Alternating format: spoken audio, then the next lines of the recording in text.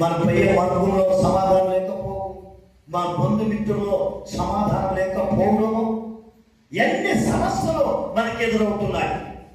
ఒక సంవత్సరం అంటే ఒక సంవత్సరం బిజినెస్ లో ఎంతో మనం లాస్ అయిపోతాం దినాలు దానికి. ఎందుకంటే దేవుని మాట కంఠ భూషణముతో దేవుణ్ణి స్తుతించలేక, ఆయన ఆజ్ఞలను నడుచలేక, ఆయన ఉపదేశము నీ హృదయం లేక, నీ ప్రార్థన జీవితం లేక, నీ ప్రార్థనలో ఏకీభవించలేక, దేవునితో సవాసం లేక, దేవునితో ఏకాంతమైన జీవితము గడచలేక, నీ పనులన్నింటిని కూడా ఏం చేస్తున్నట్టే పని పని పని పని పని పని పని 24 గంటలు బిజీ బిజీ బిజీ బిజీ.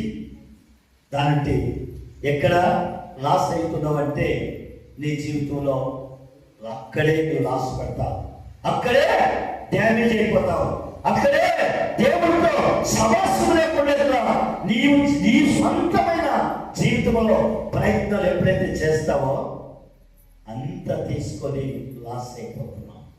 కాబట్టి కుమార్తె కుమారుడ వసజీవ నిలయంలో దైవ దాసులైన ఈ విషయంలో ఇంతవరకు అనేకమైన విషయాలు మనం తెలుసుకున్న కొత్త విషయాలు, ఈ విషయాల గురించి మనం ఏమంటా కంఠ భూషణముతో, నీ భూషణముతో నీ జీవితంలో, నీ యొక్క బ్రతుకుల్లో, ప్రతి ఒక్క చేసే పనిలో దేవుడు లేకుంటే నీవు అన్నీ కూడా లాసే.